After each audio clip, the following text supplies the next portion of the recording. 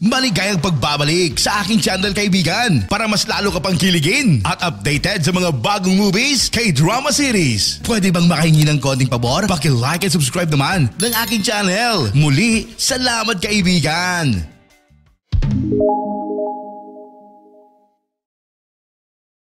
Nagsimula ang serye sa dalawang gang na nag-aaway. Hindi nagtagal, isang gangster na nagngangalang Sung Ho ang dumating sa lugar na iyon. Nagulat siya nang makita niya ang kanyang asawa na kasama mula sa ibang gang. Pagkatapos ay kinuha niya ang isang kutsilyo mula sa sahig at inatake ang lalaki. 2 taon bago nito, noong 1994, naglalakad si Sung Ho sa isang kalye. Ang kanyang tunay na pangalan ay Park Jun Mo at nagtatrabaho siya bilang isang pulis. Ang kanyang asawa ay isa ring pulis. Ang pangalan niya ay Yu Yuijong. Sa gabi, naghahaponan ang dalawa kasama ang pamilya ni Yuijong. Ininsulto ng pamilya ni Yuijong si Sung Ho dahil mas mababa ang kanyang ranggo kaysa sa ranggo ni Yuijong sa pulisya.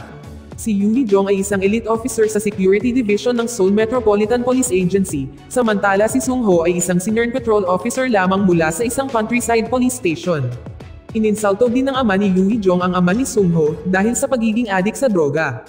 Dahil pagod sa pamimintas ng kanyang pamilya sa kanyang asawa, tumayo si Yuijong para kay Sung Ho at hiniling itong pumunta sa kwarto kasama niya. Sa silid na iyon, tinanong ni Jun Mo ang kanyang asawa tungkol sa kwintas na lagi nitong itinatago. Sinabi ni Yuijong na ibinigay sa kanya ng simbahan ang kwintas noong siya ay nasa senior high school. Sa Gangnam, sa isang nightclub, 2 lalaki ang nag-away sa dance floor. Napansin sila ng isang disc jockey doon at agad silang pinahinto. Ang disc jockey na iyon ay pinangalan ng Jung Gi-cheol. Sinubukan niyang putulin ang away sa pagitan ng mga lalaking iyon sa pamamagitan ng pagpapalit ng musika sa isang malungkot. Pagkatapos noon, hiniling ng isang leader ng isang organisasyon ng krimen si Gi-cheol na makipagkita sa kanyang silid. Ang boss ng gang na iyon ay tinawag na Sergeant Jang. Sinabi ni Sergeant Jang na interesado siya kay Gi-cheol. Pagkatapos niyang marinig ang ginawa niya sa nightclub. Dahil doon, inalok niya siya ng trabaho. Sinabi niya na ibibigay niya sa kanya ang teritoryo ng Gangnam kung tatanggapin niya ang alok. Pagkatapos ng bigyan siya ni Sergeant Jang ng karagdagang paliwanag tungkol sa trabaho, sa wakas ay nagpa siya si Gi-cheol na tanggapin ang alok. Makalipas ang 1 taon, opisyal nang naging manager si Gi-cheol ng nightclub. Isang gabi, nilapitan siya ng kanyang kaibigan at hiniling na harapin ang mga bisitang nagdulot ng ilang problema sa nightclub na iyon. Ngunit habang sinusubukan ni Gi-cheol na makitungo sa kanila, wala siyang magawa dahil nagmula ang mga bisitang iyon sa isang mayamang pamilya. Pagkatapos noon, pumunta si Gi-cheol sa kanyang amo at iminungkahi na magbenta sila ng droga para mas mabilis silang kumita ng pera. Nagalit si Sargento Jang nang marinig niya ang kanyang mungkahi. Hinampas niya ng balde ang mukha ni Gi-cheol at sinabing hindi siya lowlife. Sinabi niya sa kanya na siya ay isang kanang kamay ng isang kagalang-galang pinuno ng Busan gang na nagngangalang Song Dong-hyuk. Pagkatapos ay pumunta si Gi-cheol sa isang restaurant at nakipag-inuman kasama ang kanyang mga kaibigan. Sinabi niya sa kanila na sinampal siya ni Sargento Jang. Nagalit ang mga kaibigan ni Gi-cheol nang marinig nila iyon. Pagkatapos ay ibinahagi nila ang mga kwento tungkol sa kung paano sila pinagmalupitan ni Sargento Jang sa lahat ng oras na ito. Matapos marinig iyon ni Gi-cheol, sinabi niya na may plano siyang patayin si Sergeant Jang at kunin ang teritoryo ng Gangnam mula sa kanyang kamay. Kinagabihan, nang lalabas na ang isang bisita sa nightclub, nilapitan siya ni Gi-cheol at nag-alok ng ilang gamot sa kanya. Pagkatapos niyang matagumpay na may benta ang kanyang mga droga, hiniling niya sa isang gangster na nagngangalang Jong Ryle na samahan siya at ang kanyang mga kaibigan na mag-ansalaban sa kanilang kasalukuyang boss ng gang. Kinabukasan, tumuloy si Sergeant Jang at ang kanyang mga subordinate sa isang hotel na inihanda ni Gi-cheol para sa kanila. Ngunit sa ganap na 3 AM, si Gi-cheol at ang kanyang mga kaibigan ay pumunta sa hotel na iyon upang salakayin si Sergeant Jang at ang kanyang mga nasasakupan. Sinimulan nilang patayin ang mga nasasakupan ni Sergeant Jang sa lugar na iyon nang dumating si Jong Ryle. Ngunit sa kasamaang palad, isa sa mga nasasakupan ni Sargento Jang ay nakatakas at nag-alarma. Dahil doon, nagising si Sergeant Jang at ang iba pa niyang mga nasasakupan at nalaman kung ano ang nangyayari. Inutusan niya ang kanyang mga nasasakupan na atakehin si Gi-cheol at ang kanyang mga kaibigan. Nagtagumpay si Gi-cheol at kanyang mga kaibigan dahil may dala silang mga armas. Nang ang kanyang mga nasasakupan ay isa-isang namamatay, si Sargento Jang ay tumakas mula sa pasilyo at nagtago sa kanyang silid. Sinubukan niyang tumakas mula sa hotel na iyon ngunit wala siyang makitang labasan. Nahuli siya ni Gi-cheol at ng kanyang mga kaibigan. Walang nagawa si Sargento Jang kundi ang sumuko sa kanila. Nang pinusasan na sana siya ni Taeho, ang matalik na kaibigan ni Gi-cheol.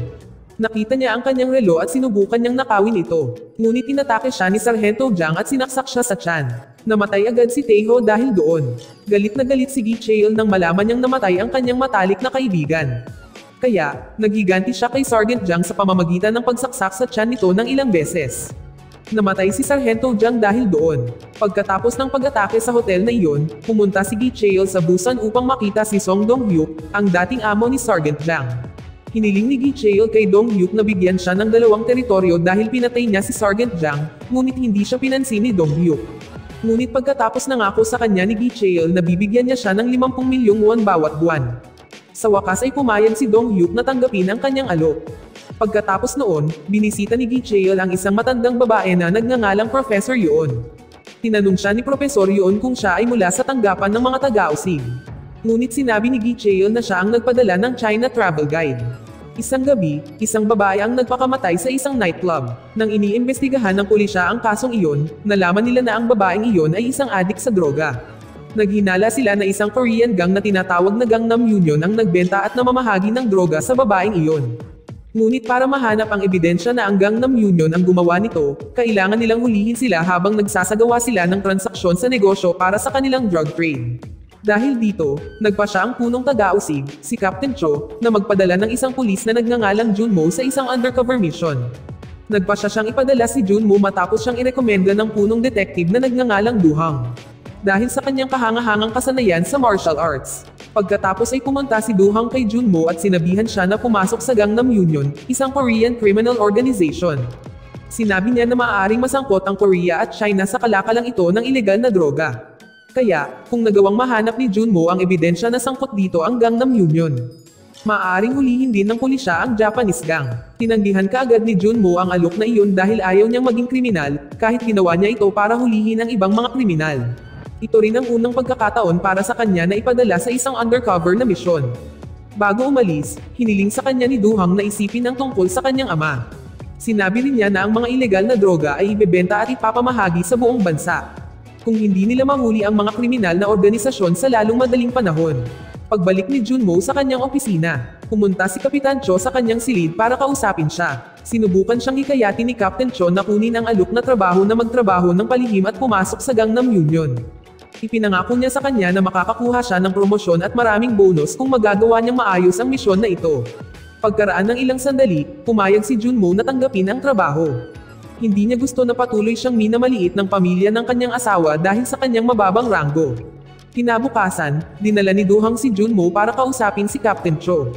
Nakipag-ayos si Junmo sa deal kay Captain Cho. Sinabi niya na gusto niyang tumaas sa 2 ranggo kung magagawa niya ng maayos ang misyon na ito. Sinabi niya na karapat-dapat siyang makuha ang reward na iyon dahil ang buong misyon na ito ay nakasalalay sa kanya. Naisip ni Kapitan Cho na ito ay isang magandang deal, sa wakas ay pumayag siyang gawin ang deal na iyon. Pagkatapos noon, nagsimulang gumawa si Captain Cho ng plano para sa undercover na misyon ni Junmo.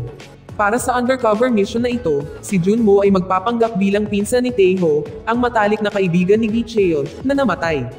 Bago patalakayin ni Captain Cho ang tungkol sa kanyang bagong pagkakakilanlan, ipinaliwanag niya na ang ilegal na droga na may 75% na kadalisayan ay madalas na natagpuan sa Gangnam kamakailan. Ang gamot na iyon ay tinatawag na Gangnam Crystal. Si Sergeant Jang ay dating pinuno ng gang na namamahala sa teritoryong iyon. Ngunit mula nang mamatay siya, kinuha ni Jung Gi Cheol ang kanyang organisasyon, ang Gangnam Union, at pinamahalaan ng teritoryong iyon. Sinabi rin ni Captain Cho kay Junmo ang tungkol kay Gi Cheol at sa kanyang mga kaibigan. Si Gi Cheol at ang kanyang mga kaibigan ay nagtapos sa Yoksem High School, napakalapit nila sa isa't isa mula noong high school. Pinangangasiwaan ni Gi Cheol at ng Gangnam Union ang lahat ng nightclub sa teritoryo ng Gangnam. Naghinala ang pulisya na nasangkot sila sa kalakalan ng ilegal na droga upang mapalawak nila ang kanilang teritoryo. Para sa undercover na misyon na ito, ipapadala si Junmo bilang isang dating mangingisda na nagngangalang Sungho. Tutulungan siya ng pulis na manirahan sa kanyang bagong buhay at pangalagaan ang kanyang totoong buhay. Sa gabi, pumunta si Junmo sa isang restaurant na kinuha ng Gangnam Union. Nang siya ay naghapunan, tinanong niya ang isang waiter doon tungkol sa kung nasaan si Gi Cheol. Ngunit sa halip na makipagkita kay Gi Cheol, 2 gangster ang lumapit sa kanya at sinabihan siyang umalis sa lugar na iyon sa lalong madaling panahon. Tumanggi si Junmo na gawin iyon at siya at ang mga gangster na iyon ay nag-away. Kahit na nag-iisa lang si Junmo, na ngayon ay nagpapanggap bilang Sungho, nagawa niyang talunin ang mga gangster na iyon. Hindi nagtagal, dumating sa lugar na iyon si Gi Cheol at ang kanyang mga kasamahan. Tinanong ni Gi Cheol si Sung Ho kung bakit gusto niyang makipagkita sa kanya. Nagulat siya nang makita niya ang relo na suot ni Sung Ho dahil alam niyang pag-aari iyon ni Taeho. Pagkatapos ay sinabi sa kanya ni Sung Ho na siya ay pinsan ni Taeho. Nagulat si Gi Cheol at kanyang mga kaibigan nang marinig nila iyon. Hindi nila naalala na sinabi sa kanila ni Taeho na may pinsan siya. Sinabi ni Sung Ho na gusto niyang makilala si Gi Cheol dahil gusto niyang mahanap ang lalaking pumatay sa kanyang pinsan. Sinabi ni Gi Cheol na hinahanap din niya ang pumatay kay Taeho. Naisip ni Sung Ho na hindi siya matutulungan ni Gi Cheol at ng kanyang mga kaibigan, kaya nagpasya siyang umalis sa lugar na iyon. Ngunit bago siya umalis sa restaurant na iyon, ibinigay sa kanya ni Gi Cheol ang kanyang business card. Kinabukasan, binisita ni Gi Cheol at ng kanyang kaibigan ang ama ni Taeho sa kanyang bahay. Binigyan siya ni Gi Cheol ng pera at tinanong siya tungkol kay Sung Ho na nagsasabing pinsan siya ni Taeho. Sinabi ng ama ni Taeho na kababalik lang ni Sung Ho sa Seoul at nagtrabaho noon bilang mangingisda sa isang barko. Sinabi niya na noong si Taeho ay nasa elementarya, lagi niyang kasama si Sung Ho sa kanyang bahay tuwing summer. Kaya, tiyak na nabigla si Sung Ho nang malaman niyang namatay ang kanyang pinsan. Matapos sabihin ng ama ni Taeho ang kwentong iyon kay Gi Cheol at sa kanyang kaibigan, hiniling niya sa kanila na umalis sa kanyang bahay at huwag nang bumalik sa lugar na iyon. Lumalabas, bago ipinadala si Junmo sa kanyang misyon, ang ama ni Taeho ay nakontak ng pulisya. Hiniling sa kanya ng pulis na makipagtulungan sa kanila at pumayag ang ama ni Taeho. Mahalaga para sa kanila na ang ama ni Taeho ay nakipagtulungan sa kanila at sinabi ang parehong kwento sa kwentong ginawa nila. Kinabukasan, pumunta si Sung Ho sa punong tanggapan ng Gangnam Union. Noong una, pinigilan siya at tinakot ng mga gangster doon. Ngunit nang makita siya ni Gi Cheol doon, sa wakas ay sinabihan niya siyang umupo. Pagkatapos ay binigyan niya siya ng pera at hiniling na huwag nang bumalik sa lugar na iyon. Kahit na nakausap niya ang ama ni Taeho kagabi, naniniwala pa rin siya na nagpanggap lang si Sung Ho bilang pinsan ni Taeho. Ngunit itinapon ni Sung Ho ang pera at sinabing pumunta siya sa lugar na iyon dahil gusto niyang maghiganti sa pagkamatay ng kanyang pinsan. Pagkatapos, sinubukan niyang umalis sa lugar na iyon, ngunit agad siyang pinigilan ng mga gangster doon. Sinabi ni Gi Cheol sa kanyang mga nasasakupan na atakihin siya. Noong una, nahihirapan si Sung Ho na atakihin pabalik ang mga gangster na iyon. Ngunit pagkaraan ng ilang sandali, sa wakas ay nagawa niyang talunin sila. Namangha si Gi Cheol nang makita niya iyon, napagtanto niya na hindi pumunta si Sung Ho sa lugar na iyon para sa pera. Pagkatapos ay kinuha ni Sung Ho ang kanyang relo at sinabi sa kanya na ibinigay ng kanyang tiyuhin ang relo ni Taeho sa kanya. Sinabi sa kanya ng kanyang tiyuhin na hanggat mayroon siyang relong iyon, si Taeho ay palaging kasama niya. Bago umalis sa lugar na iyon, sinabi niya na gagawin niya ang lahat para makapaghiganti sa pagkamatay ng kanyang pinsan. Kinabukasan, isang gangster ng Gangnam Union na nagngangalang Hisang ang pumunta sa property ni Dong Hyuk at nagbigay ng pera sa kanya. Ang perang iyon ay ang 50 milyong won na ipinangako ni Gi Cheol na ibibigay sa kanya bawat buwan. Pagkatapos noon, pumunta siya sa daungan para makipagkita kay Hando, ang dating kanang kamay ni Sargento Jang. Nagulat si Hando nang makita siya sa lugar na iyon. Inatake niya kaagad si Hisang ngunit sinabi ni Hisang na hindi alam ni Gi Cheol na napunta siya sa lugar na iyon. Pagkatapos noon, nag-usap sina Hisang at Hando. Sinabi ni Hisang na nagbago si Gi Cheol at nagsimulang tumingin din sa ibang tao. Mukhang nagalit siya nang sabihin niya kay Hando kung paano siya tinatreto ni Gi Cheol bilang subordinate kahit na 10 taon na silang magkaibigan. Dahil dito, hiniling niya kay Hando na makipagtulungan sa kanya para sirain si Jung Gi Cheol. Tinanggap kaagad ni Hando ang kanyang alok nang marinig niya iyon. Naisip niya na ito na ang pinakamagandang pagkakataon para mabawi niya ang kontrol sa Gangnam Union na dapat ay sa kanya. Kinabukasan, binisita ni Hando si Dong Hyuk sa kanyang property sa Busan. Hiniling niya kay Dong Hyuk na payagan siyang bawiin ang teritoryong kinuha ni Gi Cheol. Ngunit sinabi ni Dong Hyuk na hindi niya magagawa iyon dahil nakipagkasundo siya kay Gi Cheol, kung saan bibigyan siya ni Gi Cheol ng 50 milyong won bawat buwan. Binalaan din siya ng kanyang kapatid sa Japan na huwag hawakan si Gi Cheol. Matapos marinig iyon ni Hando, sinubukan niyang hikayatin si Dong Hyuk sa pamamagitan ng pangako sa kanya na bibigyan niya siya ng doble ng halaga ng pera na ibinibigay sa kanya ni Gi Cheol bawat buwan.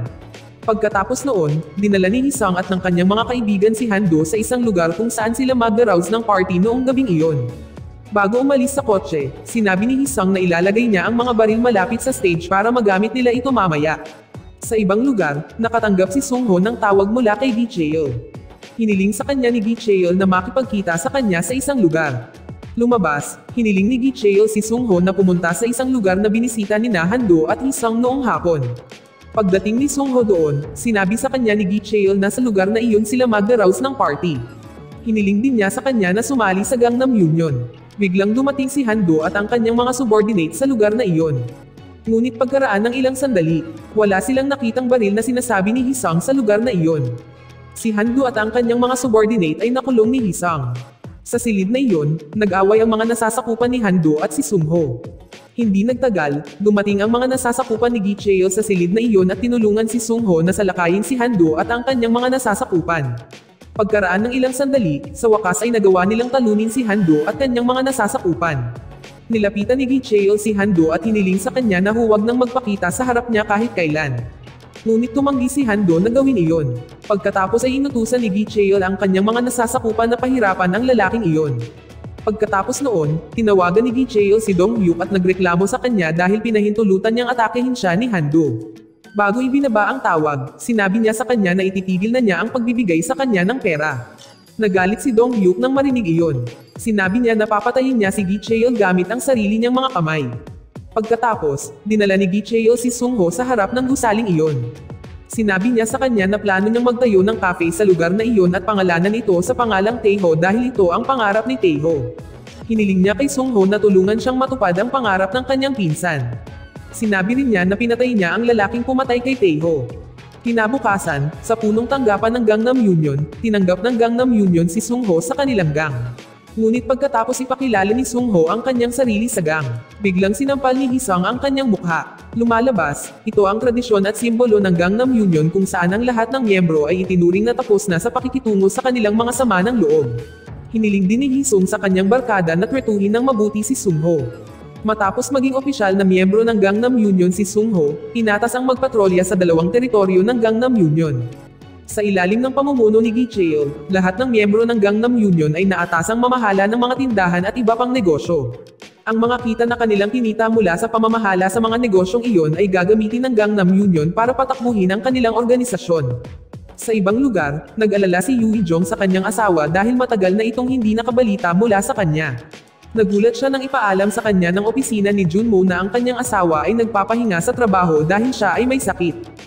Pagkatapos niyang marinig iyon, tinawagan niya si Junmo at hiniling na makipagkita sa kanya. Sa gabi, naghapunan sina Yoo Hee-jong at Junmo. Sa wakas ay sinabi ni Junmo kay Yoo Hee-jong na ipinadala siya ng pulis upang magtrabaho ng palihim bilang isang gangster para makapasok sa Gangnam Union at imbestigahan ang kalakalan ng ilegal na droga. Habang nag-uusap sila, biglang dumating si Gi Cheol at ang kanyang mga kaibigan sa lugar na iyon. Nagulat si Junmo nang makita siya doon. Nagulat din si Yoo Hee-jong nang makita si Gi Cheol dahil siya pala ang unang minahal ni Gi Cheol noong high school. Mabilis na ipinaliwanag ni Junmo aka Sung-ho kay Gi Cheol na si Yoo Hee-jong ay kaibigan niya sa elementarya. Sinabi rin niya na nasa iisang grupo sila sa klase ng taekwondo. Pagkatapos, ipinakilala niya si Gi Cheol kay Yoo Hee-jong, sinabi niya na si Gi Cheol ang presidente ng kumpanyang pinagtatrabahuhan niya.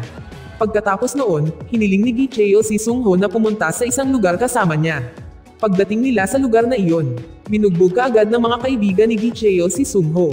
Madali sana silang atakihin pabalik ni Sung-ho, ngunit nagpa siya siyang huwag gumawa ng anuman kapag binugbog siya dahil naging miyembro na siya ng Gangnam Union ngayon. Napagtripan pala siya ng mga kaibigan ni Gi Cheol dahil nakipagkita siya sa isang pulis tulad ni Yoo Hee-jong. Sinabi sa kanila ni Sung-ho na si Yoo Hee-jong ang unang tumawag sa kanya dahil may problema ang kanyang ama sa paggamit ng droga. Sinabi niya na gusto niyang hilingin kay Yoo Hee-jong na tulungan siya sa kaso ng kanyang ama. Pagkatapos noon, bumalik sila sa punong tanggapan ng Gangnam Union. Habang papunta sila doon, hindi mapigilan ni Gi Cheol ang pagtitig sa kwintas na suot niya. Nakita ni Sung-ho ang kwintas na iyon at napagtanto na ang kwintas na iyon ay kamukha ng kwintas ng kanyang asawa. Nagulat siya nang sabihin sa kanya ni Gi Cheol na si Yoo Hee-jong ang kanyang first love. Hindi nagtagal ay nakaramdam siya ng selos dahil itinatago pa rin ng kanyang asawa ang kwintas na iyon hanggang ngayon. Naghinala siya na hindi pa rin makakalimutan ni Yoo Hee-jong ang kanyang nakaraan dahil doon. Noong nasa high school pa sina Yoo Hee-jong at Gi Cheol, magkasama silang pumunta sa isang lokal na simbahan. Ibinigay sa kanila ng simbahang iyon ang mga kwintas na itinatago pa rin nila hanggang ngayon.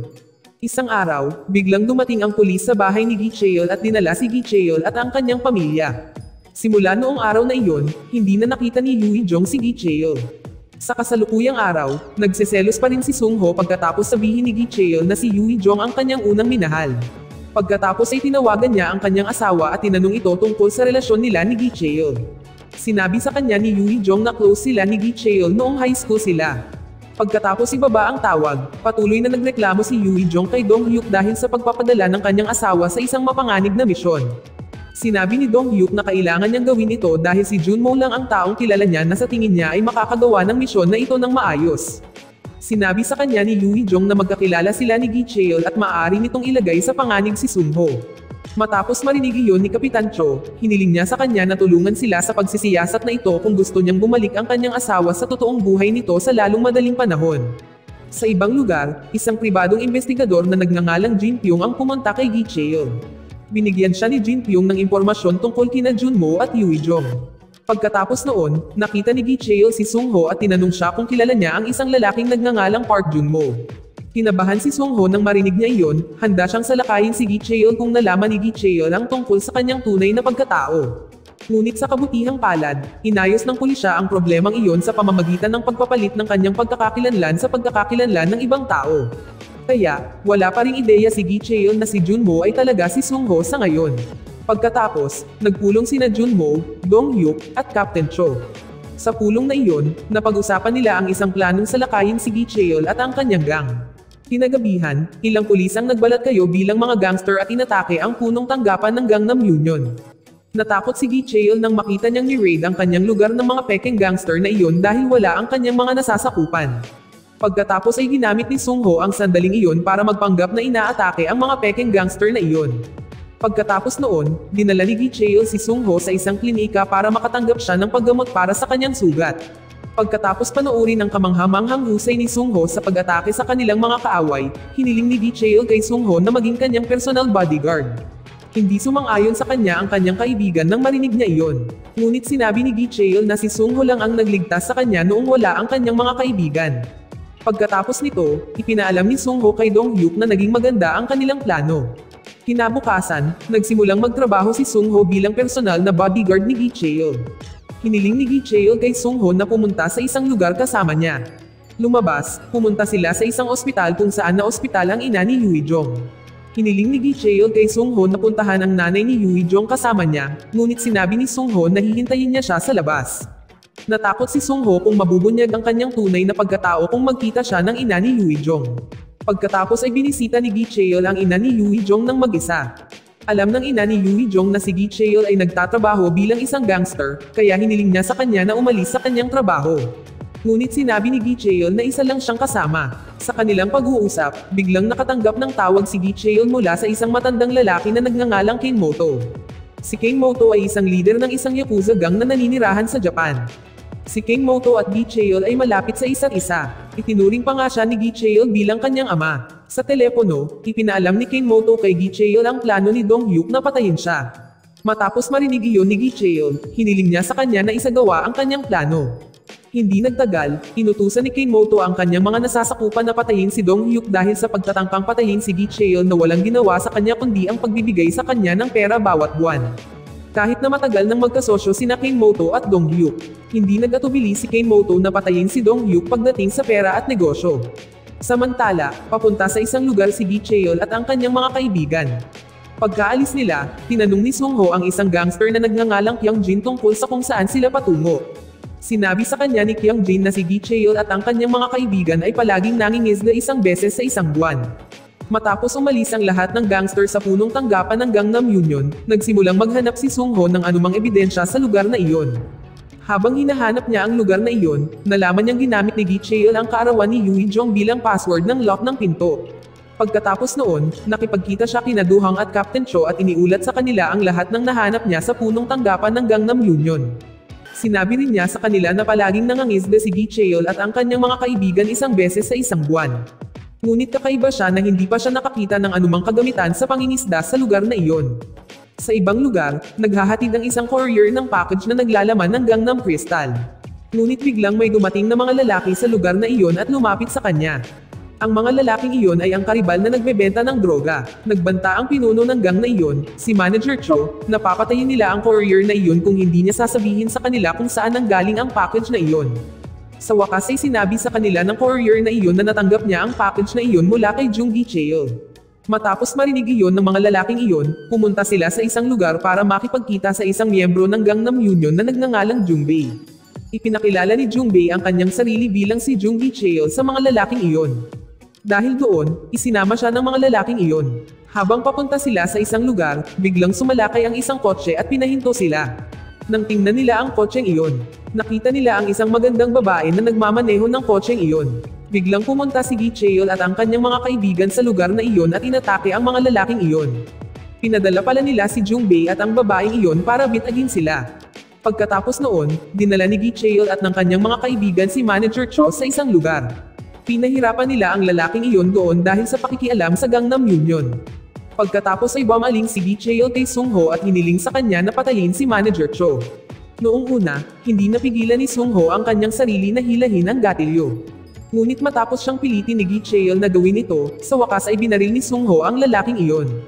Pero na-miss niya ang shot niya. Buhay pa si Manager Cho at hiniling ni Gi-cheol kay Sung-ho na barilin siya muli. Ngunit hindi nagawa ni Sung-ho ang kanyang sarili na gawin iyon. Sa wakas ay pumasok si Jong Ryol at ginawa ang trabaho ng mag-isa. Nang bumalik sila sa punong tanggapan ng Gangnam Union, sinabi ni na Jungbei at Hisang na naghihinala sila kay Sung-ho dahil kilala niya si Yui Jong. Nag-aalala sila kung si Sung-ho ay isang espiya. Sinabi sa kanila ni Gi-cheol na kinumpirma na ang ama ni Sung-ho ay isang adik sa droga. Kaya hindi na nila kailangang maghinala kay Sung-ho. Pagkatapos noon, pumunta si Jungbei sa kwarto ni Sung-ho at sinabi sa kanya na hindi siya bahagi ng mga ito. Tinanong siya ni Sung-ho kung ano ang ibig niyang sabihin, ngunit tumawa lang si Jungbei at umalis sa lugar na iyon. Bago umalis, sinabi ni Jong Ryol kay Sung-ho na hindi siya taga-Gangnam. Sa ibang lugar, muling hiniling ni Kapitan Cho kay Yui Jong na tulungan sila sa kanyang investigasyon dahil si Yui Jong lang ang pulis na lubos na nakakakilala kay Gi-cheol. Sa wakas ay pumayag si Yui Jong na sumama sa kanila sa pagsisiyasat na ito at tinawagan si Gi-cheol. Hiniling niya kay Gi-cheol na makipagkita sa kanya at mag-inuman ng magkasama.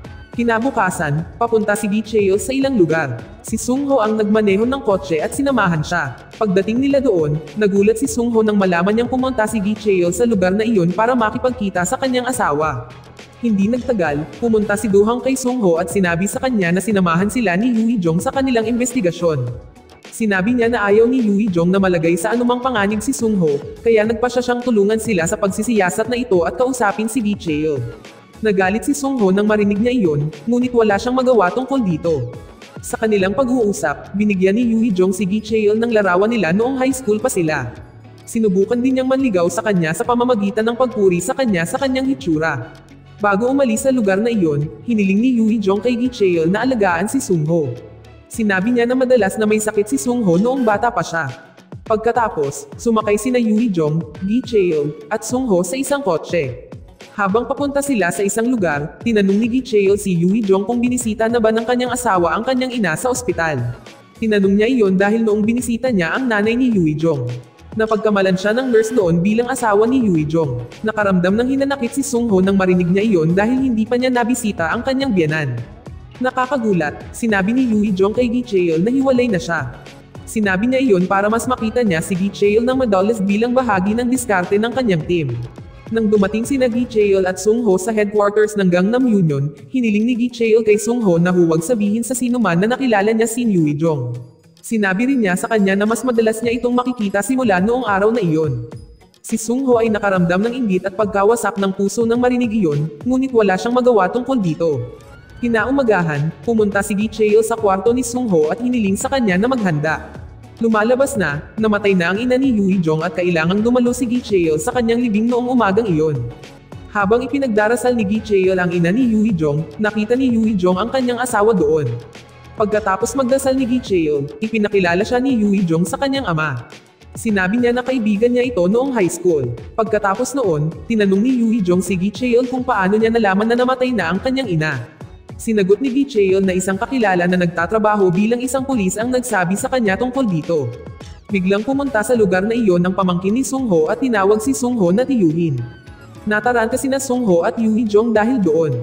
Ngunit sa kabutihang palad, mabilis na nilapitan sila ni Do-hang at dinala ang batang iyon. Nakahinga si Sung-ho dahil hindi nabunyag ang kanyang tunay na pagkatao. Nang makita ni Gi-cheol ang mukha ni Do-hang, nalaman niyang si Do-hang ang asawa ni Yui Jong. Pagkatapos noon, nag-usap sina Yui Jong, Do-hang, at Gi-cheol sa labas ng gusali. Nagalit si Gi-cheol kay Do-hang dahil hindi niya binisita ang kanyang biyenan sa hospital noong nabubuhay pa ito. Sinabi niya na hindi karapat-dapat si Duhang na dumalo sa libing ng kanyang biyenan dahil doon.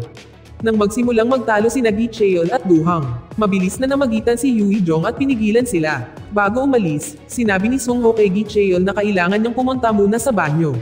Ngunit bumalik siya sa punerarya dahil gusto niyang magbigay ng kanyang huling paggalang sa kanyang biyenan. Ngunit pinigilan siya ni na Captain Cho at Duhang na gawin iyon dahil natatakot sila kung bumalik si Gi Cheol sa lugar na iyon at makita ang kanyang ginagawa.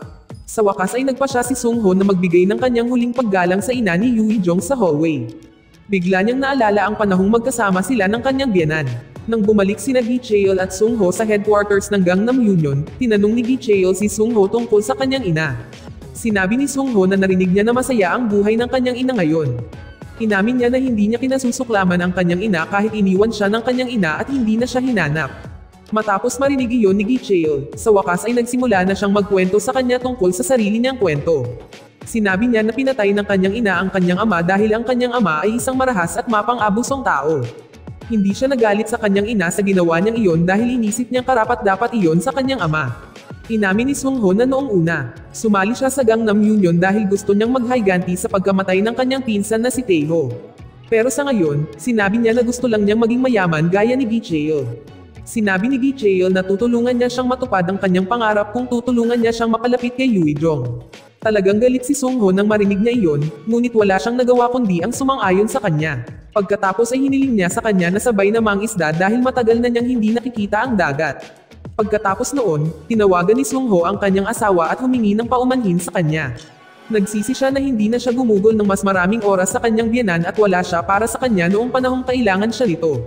Alam niyang hindi sapat ang paghingi ng tawad, ngunit ito lang ang tanging bagay na magagawa niya ngayon. Kinabukasan, si Kang Jian, isang miyembro ng Busan Gang ni Dong Hyuk, ay nahayag na nakaligtas pagkatapos paslangin ni King Moto at ng kanyang mga tauhan si Dong Hyuk at ang kanyang gang. Nang hapong iyon, kumuha siya ng pera mula sa isang safe. Pagkatapos noon, pumunta siya upang makita si Kisu, isang leader ng Jaejen Gang. Ibinigay niya ang pera na kinuha niya mula sa safe kay Kisu at hiniling sa kanya na tulungan siyang maghiganti kay Gi Cheol. Sa punong tanggapan ng Gangnam Union, sinabi ni Hisang kay Gi Cheol na hindi siya makakasama sa pangingisda. Kasama nila dahil nanganganak ang kanyang asawa at kailangan niyang pumunta sa hospital sa lalong madaling panahon. Dahil kulang sila ng miyembro, naisip ni Gi Cheol na hilingin kay Sung Ho na sumama sa kanila sa pangingisda. Ngunit hindi sumang-ayon si Jung Bae sa kanyang ideya dahil si Sung Ho ay bagong miyembro. Hindi iyon pinansin ni Gi Cheol at nagpumilit na hilingin kay Sung Ho na sumama sa kanila. Pagkatapos noon, sumakay sina Sung Ho at Gi Cheol sa isang kotse at sabay na umalis sa lugar na iyon, samantala sumakay si Jung Bae sa isa pang kotse at sinundan sila. Ngunit habang papunta sila sa kanilang destinasyon, biglang nakatanggap si Gi Cheol ng tawag mula kay Jung Bae. Sinabi sa kanya ni Jung Bae na na-flat ang gulong niya, kaya, kailangan niyang maghintay ng mekaniko para tulungan siyang ayusin ang gulong. Biglang hinabol at inatake ng ilang gangster sina Sung Ho at Gi Cheol. Ang mga gangster na iyon ay si Kang Jian at ang mga miyembro ng Jaejen Gang. Sinubukan nina Sung Ho at Gi Cheol na tumakas mula sa lugar na iyon. Ngunit natigil ang kanilang sasakyan. Dahil doon, sa wakas ay nagpasya silang atakihin pabalik ang mga gangster na iyon. Nang sinubukang patayin ng isang gangster si Gi Cheol, kumuha ng baril si Sung Ho at binaril siya sa ulo. Pagkatapos noon, bumaba sina Sung Ho at Gi Cheol sa kanilang sasakyan at nakipag-away sa mga gangster na iyon. Hindi kalayuan sa lugar na iyon, sa kanyang sasakyan, nakita ni Jong Ryo si Kang Jian at ang mga miyembro ng Jaejen Gang na umaatake kina Sung Ho at Gi Cheol, ngunit wala siyang ginawa para tulungan sila. Nakipag-ugnayan pala sa kanya si Jaejen Gang at hiniling sa kanya na ipagkanulo si Gi Cheol. Habang naglalagay si Gi Cheol ng kanyang baril, bigla niyang napagtanto na hindi sumama sa kanya sa pangingisda ang kanyang mga kaibigan noong gabing iyon dahil may kailangan silang gawin. Iniisip niya kung sadyang ginawa nila iyon para sa isang bitag. Pagkatapos, nang babarilan na ni Sung Ho ang mga gangster na iyon. Biglang hinampas ng isang gangster ang kanyang likod gamit ang bakal. Sa kabutihang palad, sa wakas ay dumating si Jong Ryo sa lugar na iyon at tinulungan sina Gi Cheol at Sung Ho na atakehin ang mga gangster na iyon.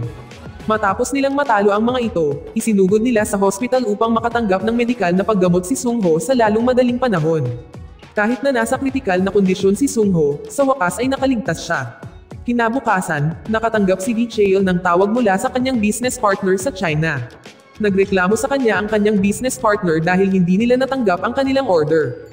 Pagkatapos ibaba ang tawag, hiniling ni Gi Cheol kay Jong Ryo na hanapin ang daga sa loob ng kanilang organisasyon.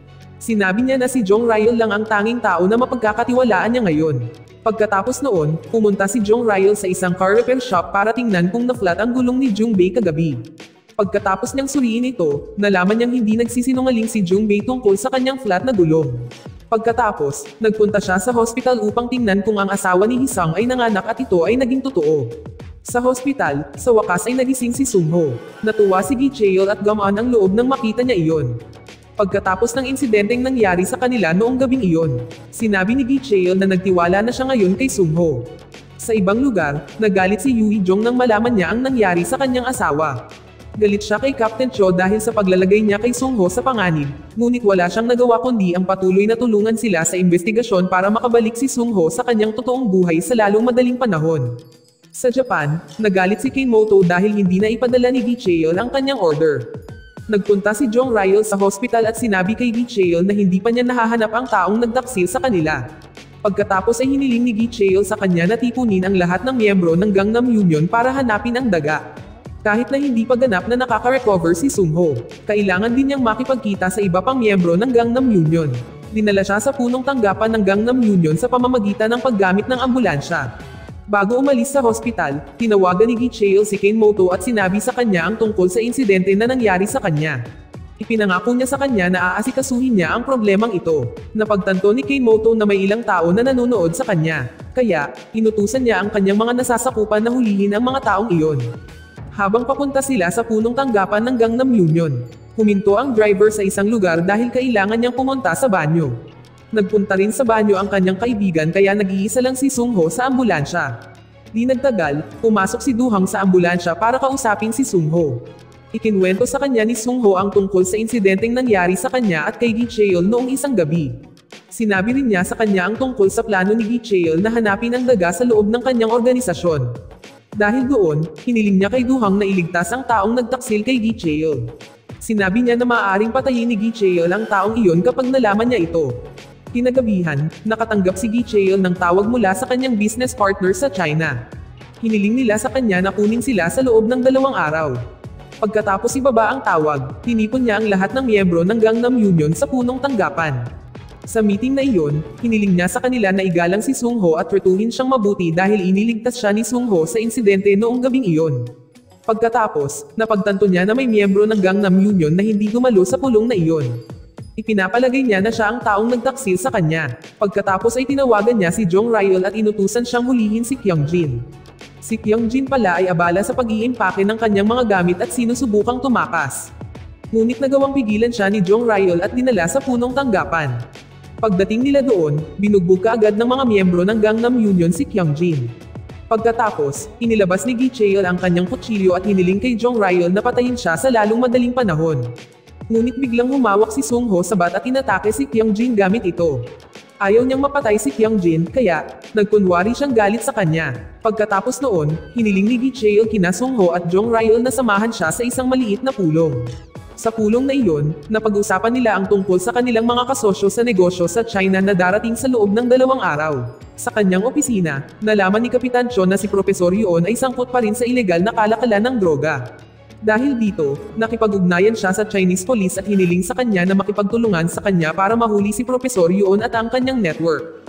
Samantala, tinawagan ni Yoo Hee-jong si Gi Cheol at hiniling na makipagkita sa kanya. Sa totoo lang, kinailangan ni Gi Cheol na makipagkita sa isang Chinese gang noong hapong iyon, ngunit kinansela niya ang kanyang plano at pumayag na makipagkita kay Yoo Hee-jong. Pagkatapos ay hiniling niya sina Hee-sung at Jung Bae na palitan siya para makita ang Chinese gang. Ngunit binalaan siya ni na Jong Ryol at Sung-ho na huwag madaling magtiwala kina Hee-sung at Jung Bae. Nagtalo sila na walang paraan na alam ni Kyung-jin ang tungkol sa rutang kanilang tinahak noong gabi nang mangyari ang insidente.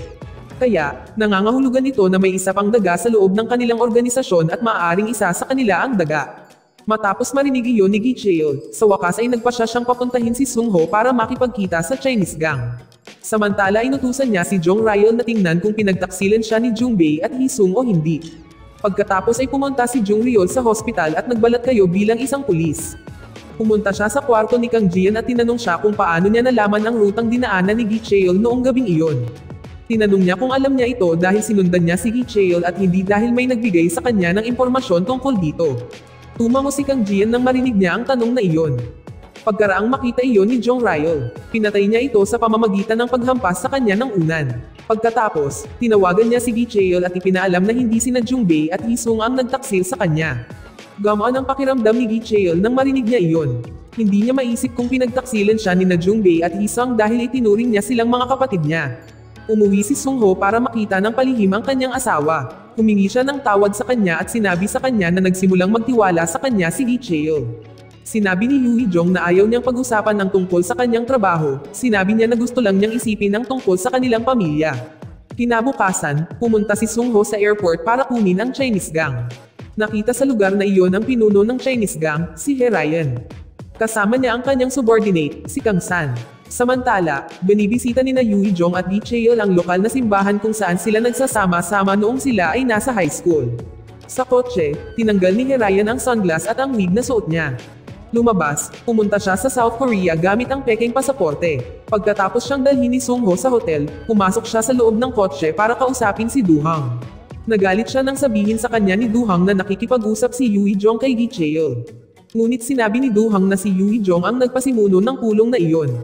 Pagkatapos, bumalik siya sa hotel. Habang papunta siya sa gusali, nabangga niya ang nasasakupan ni Kane Moto. Pagkatapos bumisita sina Yoo Jong at Gi Cheol sa lokal na simbahan, pumunta sila sa isang restaurant upang mananghalyan. Bago umalis, nagbigay si Gi Cheol ng sketch kay Yoo Jong. Pagkatapos noon, pumunta siya sa hotel para makipagkita kay He Ryan. Sa pulong na iyon, sinubukan ni Gi Cheol na humingi ng tawad sa Chinese gang sa pamamagitan ng pagbibigay ng pera kay He Ryan. Ngunit tinanggihan ni He Ryan ang perang iyon at sinabing hindi sapat para mabayaran ang kanyang gang para sa pagkawala na naranasan nila. Humingi muli ng paumanhin si Gi Cheol sa kanya at nangako na hindi na mauulit ang bagay na ito sa hinaharap. Sinabi ni He Ryan na ang Japanese gang ay malamang na nagkaroon ng isang mahusay na network mula noong nakipag-ugnayan sila sa kanyang ama at hiniling na magkita sila sa South Korea. Bago umalis si He Ryan sa lugar na iyon, sinabi sa kanya ni Gi Cheol na dagdagan niya ang halaga ng gamot na ini-import nila, mula 8 kilo hanggang 10 kilo ng gamot. Napagtanto ni He Ryan na natatakot si Gi Cheol na mawala ang negosyo niya. Pagkatapos noon, nakatanggap si Gi Cheol ng tawag mula kay Oyama, kanang kamay ni Kane Moto. Hiniling sa kanya ni Oyama na makipagkita sa kanya kinabukasan sa 2:00 ng hapon. Lalong na-stress si Gi Cheol nang malaman niyang dumating ang Japanese gang sa South Korea. Kinagabihan, ipinaalam ni Sung Ho kina Kapitan Cho at Do Hang na magkakaroon ng pagpupulong ang mga Chinese, Japanese, at Korean gang na sangkot sa ilegal na kalakalan ng droga. Ipinagpalagay ni Sung Ho na sa pulong na iyon, pag-uusapan nila ang tungkol sa pag-atake na nangyari sa kanya at kay Gi Cheol. Pagkatapos ay nagbigay si Do Hang ng device kay Sung Ho para marinig nila ang kanilang pag-uusap sa pulong na iyon. Sinabi niya na panunuorin niya at ng kanyang team ang security camera na naka-install sa hallway ng hotel. Dalawang nasasakupan ni Manager Cho, ang nagbebenta ng droga na napatay ng Gangnam Union noong isang gabi, ay dumating sa istasyon ng pulisya at iniulat na ang kanilang amo ay dinukot ng ilang gangster. Sinabi nila na ang mga gangster na iyon ay nagtapos sa Yoksem High School. Sa kanyang silid, nakatanggap si Gi Cheol ng tawag mula kay Oyama. Hiniling sa kanya ni Oyama na makipagkita sa kanya sa hotel. Pagkatapos ibaba ang tawag, hiniling ni Gi Cheol kay Sung Ho na pumunta sa hotel na iyon kasama niya, samantala, hiniling niya sa iba niyang kaibigan na hintayin sila sa labas ng gusali ng hotel. Nakaramdam ng selos si Jung Bae nang makita niyang hinihiling ni Gi Cheol si Sung Ho na sumama sa kanya sa gusali ng hotel sa halip na siya. Bago umalis sina Gi Cheol at Sung Ho sa lugar na iyon, tinatok ni Detective Mingo ang kanilang sasakyan at tinanong sila tungkol sa isang drug dealer na nagngangalang Yankees. Sinabi sa kanya ni Gi Cheol na wala siyang alam tungkol sa lalaking iyon.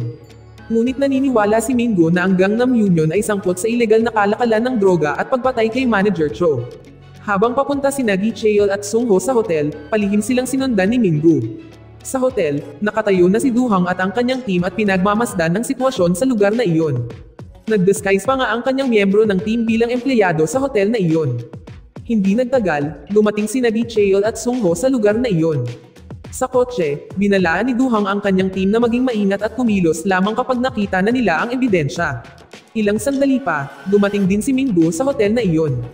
Nang papasok na sina Sung Ho at Gi Cheol sa meeting room, pinahinto sila ng Japanese gang at kinapkapan. Nataranta si Sung Ho nang makita niya iyon. Natatakot siya kung makita nila ang lise ng device na dala niya. Si Do Hang na nakakita sa security camera ay mabilis na nag-utos sa kanyang team na patayin ang fire alarm. Sa sandaling tumunog ang alarma sa sunog, sinabi ni Sung Ho kay Gi Cheol na titingnan muna niya ang sitwasyon sa lugar na iyon. Pagkatapos ay pumunta siya sa banyo para tanggalin ang listening device na itinago niya sa kanyang medyas. Ngunit nang sinubukan niyang alisin ito, biglang nagbago ang isip niya at itinago ang listening device na iyon sa loob ng kanyang pakete ng sigarilyo. Pagkatapos noon, bumalik siya sa meeting room, kinapkapan siya ng Japanese gang ngunit hindi nila nakita ang device na kanyang itinatago. Pagkatapos ay pumunta sina Gi Cheol at Sung Ho sa meeting room. Nang magsimula ang pagpupulong, nagpatugtog ng musika ang Japanese gang para walang makarinig sa kanilang pag-uusap ng palihim. Sa pulong na iyon, tinanong ni Oyama si Hirayan tungkol kay Professor Yoon. Sinabi ni Hirayan na maganda ang pakikitungo sa kanya ng Chinese gang, kaya hindi niya kailangang mag-alala tungkol sa kanya. Pagkatapos, ibinalik ni Gi Cheol ang paunang bayad na ibinigay ng Japanese gang sa kanya at sinabi kay Oyama na ipapadala niyang muli ang kanilang order. Sinabi ni Gi Cheol na maaaring bayaran siya ng Japanese gang pagkatapos matanggap nila ang kanilang order. Ginawa niya iyon para muling pagkatiwalaan siya ng Japanese gang na gawin ang negosyo sa kanila. Pagkatapos ay hiniling ni Oyama kay Gi Cheol na maghintay sa labas dahil natatakot siya kung pinagmamasdan siya ng mga pulis. Ginawa ni Gi Cheol ang sinabi niya at naghintay sa labas ng gusali ng hotel kasama si Sung Ho. Sa labas, hiniling ni Oyama kay Gi Cheol na umalis sa meeting room para makipagnegosyo siya sa Chinese gang. Hiniling niya kay Hirayan na kausapin si Kanemoto sa telepono. Sinabi ni Kanemoto kay Hirayan na pinayaman niya si Gi Cheol dahil ayaw niyang masangkot siya sa kanilang negosyo. Kaya, nang imbestigahan sila ng pulisya, hindi nila malalaman na sangkot si Gi Cheol sa kalakal ng ilegal na droga. Hiniling niya sa Chinese gang na ipadala sa kanya ang parehong gamot na dating ipinadala ni Gi Cheol at ng kanyang gang sa kanya. Sinabi niya na magbabayad siya ng 15% higit pa sa halaga ng pera na ibinayad ni Gi Cheol sa Chinese gang. Pagkatapos maghintay sa labas ng gusali ng hotel ng 5 minuto, bumalik sina Gi Cheol at Sung Ho sa meeting room. Nakita sila ni Mingo at sinundan sila kaagad. Napagtanto ni Sung Ho na sinusundan sila, kaya sinabi niya kay Gi Cheol na may pulis sa lugar na iyon. Habang papalabas ng meeting room sina Gi Cheol, Hirayan, at Oyama, pinigilan ni Sung Ho si Mingo sa hallway. Hindi nagustuhan ni Mingo ang kanyang ginagawa kaya, inatake niya si Sung Ho at inatake siya pabalik ni Sung Ho. Nag-away tuloy sila. Nakita sila ni Duhang sa security camera at inutusan ng kanyang team na kunin si Mingo. Pagkatapos noon, bumalik si Sung Ho kay Gi Cheol. Dahil sa away nila ni Mingo, dumudugo muli ang likod niya. Sugat na natamo niya sa likod mula sa insidente noong gabing iyon. Nag-alala si Gi Cheol nang makita niya iyon. Sinabi niya na aalis sila sa lugar na iyon kapag ligtas na ang sitwasyon. Sinabi sa kanila ni Sung Ho na patuloy silang babantayan at hahabulin ng mga pulis, lalo na upang isaalang-alang na gumagamit si Hirayan ng pekeng pasaporte para makapasok sa South Korea. Napagtanto ni Hirayan na sinusubukan siyang protektahan ni Sung Ho. Kaya, para mabayaran ang kanyang kabaitan, inutusan ni Hirayan ang kanyang nasasakupan na gamutin ang sugat ni Sung Ho. Sa kwartong iyon, sinabi ni Hirayan kina Sung Ho at Gi Cheol na iminungkahi ng Japanese gang sa kanya na pumili ng isa pang Korean gang bilang kanilang business partner dahil hindi na sila naniniwala kay Gi Cheol. Ngunit inamin ni Hirayan na wala siyang sinabi sa kanila dahil hindi naging madali para sa kanya at sa kanyang barkada na magtrabaho sa isang bagong party. Matapos marinig iyon ni Gi Cheol, sinabi niya na magbabayad siya ng 2 beses sa presyo ng bawat kilo ng gamot. Ngunit sinabi ni Hirayan na hindi ito tungkol sa pera, kundi tungkol sa pagtitiwala. Pagkatapos ay tinanong niya si Sung Ho kung bakit gusto niyang isakripisyo ang kanyang buhay para protektahan si Gi Cheol. Sinabi ni Sung Ho na nagtiwala lang siya sa kanya. Dahil nanatili si Hirayan sa South Korea ng ilang sandali, nagplano siyang bisitahin ang ilang lugar doon. Hiniling niya kay Sung Ho na samahan siya at maging personal niyang tour guide. Hindi nagtagal, nakatanggap si Gi Cheol ng tawag mula kay Oyama. Sinabi sa kanya ni Oyama na titigil muna si Kanemoto sa pakikipagnegosyo sa kanya dahil binabantayan at hinahabol sila ngayon ng mga pulis. Nagalit din si Kanemoto sa kanya dahil sa pagiging pabaya at hindi niya namalayan na sinusundan siya ng isang pulis papunta sa kanilang tagpuan. Sinabi niya na ipagpapatuloy niya ang kanilang negosyo kung ligtas ang sitwasyon. Labis na nadismaya si Gi Cheol nang marinig niya iyon, at ganoon din si Duhang dahil ang ibig sabihin nito ay hindi na agad mahuhuli ng pulis ang mga gang na iyon.